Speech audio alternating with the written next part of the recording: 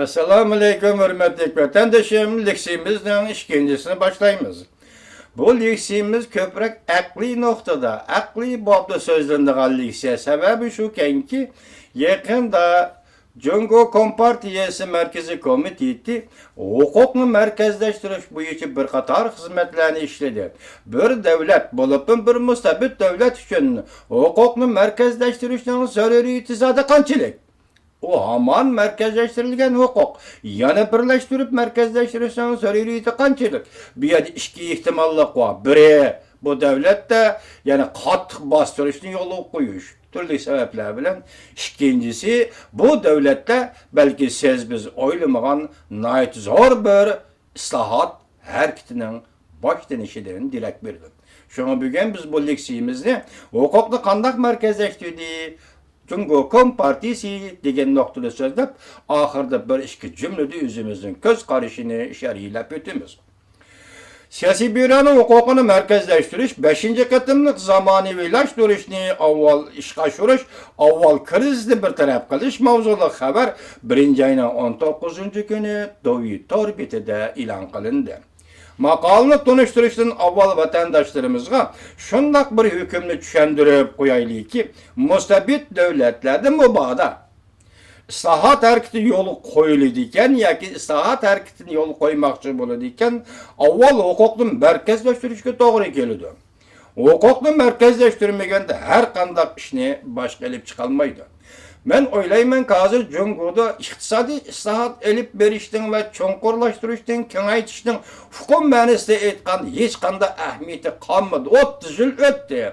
Cungo'da iktisadi islahat cayırı berip boldu ya kalemen degenini kılıp boldu.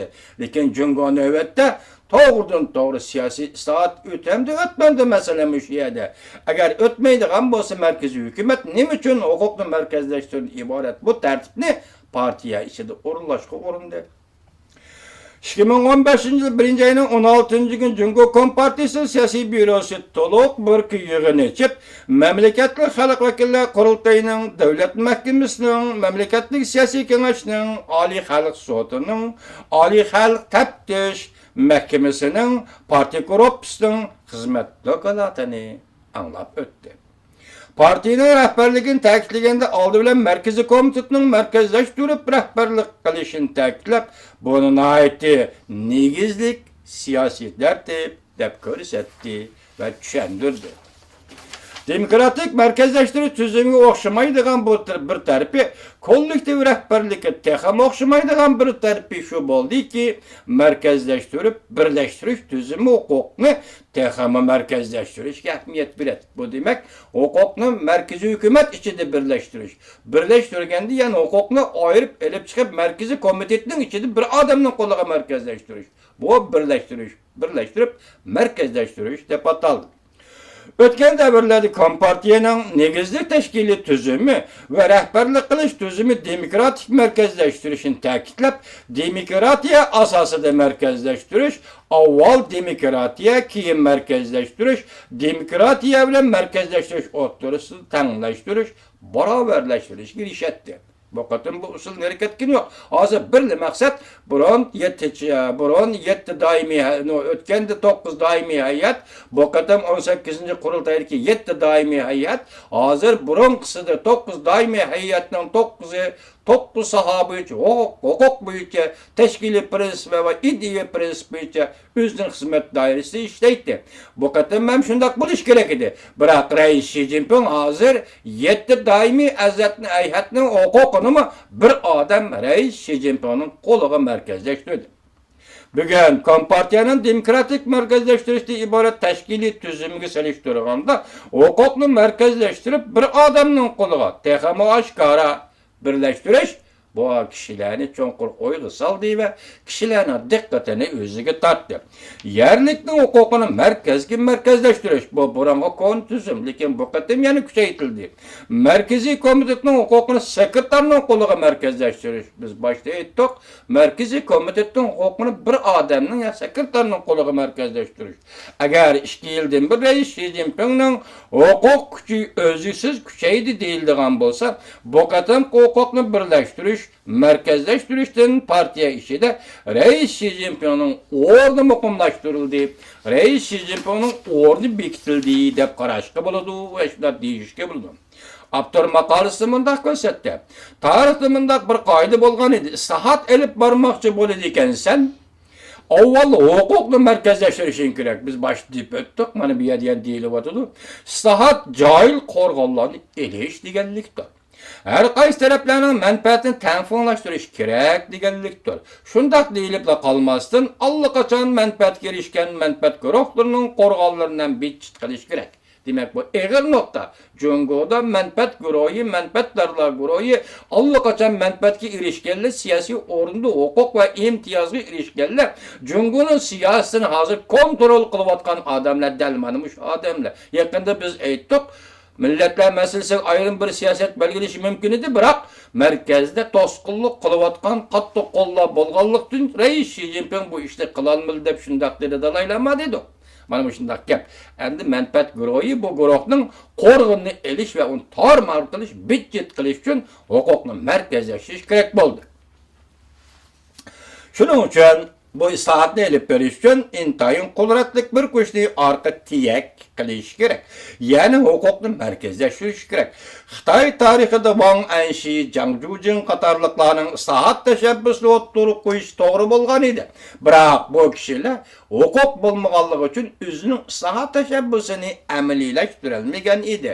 Buni Jungo tarixi, Manchung davridagi tarixga qarasangiz, shu mayli Kang Yuyi deymiz, mayli boshlayotgandek Wang Anshi deymiz, mayli Liang Qichao deymiz, mayli Tan Sitong deymiz. Ashlarning hammasi istihat tashabbusini o'ttirib qo'ygan ziyolilar va tuvan qatlamlik odamlardi. Biroq qo'lida huquq bo'lmaganligi uchun bu istihatni ishlatmay yo'l qo'ya olmagan edi.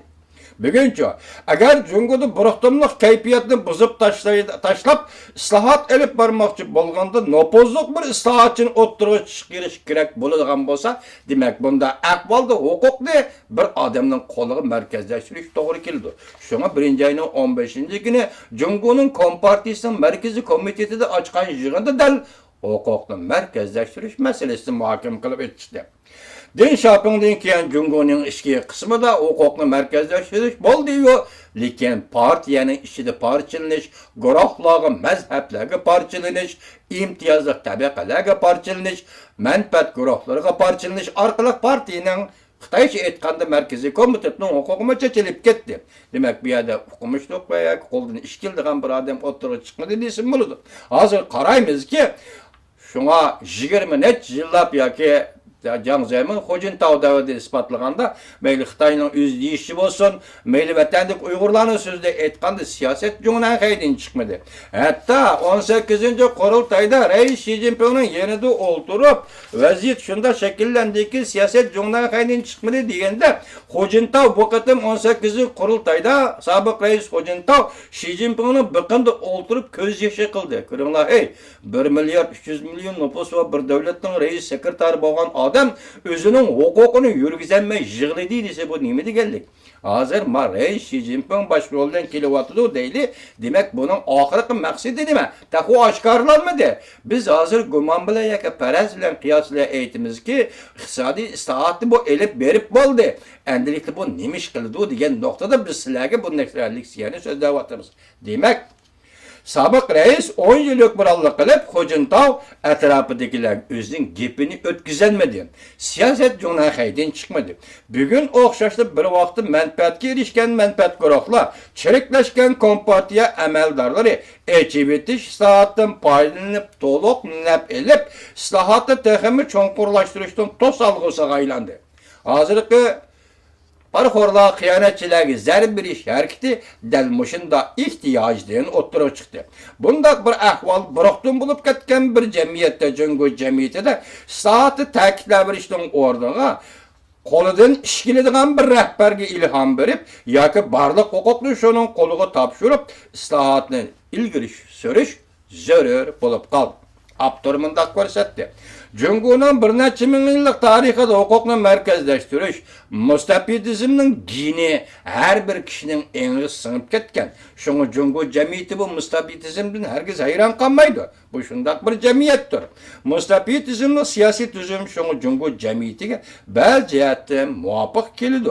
Mushimandan aytganda barliq huquqni rais Xi Jinpingning qo'liga markazlashtirish navbati Jungoning siyosiy realligining ehtiyoji bo'lib qoldi. Şoňaşqa huquq we menfaatni muqimlaşdyrgan birlik kelgen guruhlar salmagını egelligen, çirikleşken guruhlar zor salmaklı egelligen ahvalda Jungo'nun huquq katlamıdı ve cemiyette islahat elip berişten zörüriyeti olduk şart bulup kaldı. Reis Xi Jinping 5. qitimliq zamaniyleştirişini oturup koydu. Kanun bilen devlet başkuruştu ta'kidledi. Asası kanunun ceni icra qilish, asası kanunun nopuzunu icra qilishni gavdilandu degan gapni dedi. Ve bu gapni 18. qurultay dedi. Bu qitim o'tgan yili 10. aydimi partiyanın 4. yılı umum yığındamış oldu. Gap deyişinin özü bu başın gap. Gapni ağzın çıkarış bu başın gap. Gap endi icra qilish. İcra qilish şunu bola. Endi hazır huquqni markazlashtirdi.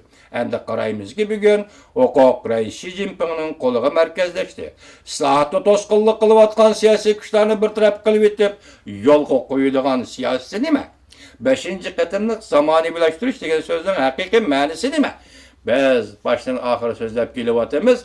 Hazır baş sözlegendek iqtisadi islohat bir yerga bordi. Reis Xi Jinpingning kelar navbatlik maqsadi siyosiy islohat yo'l qo'yishmi emasmi?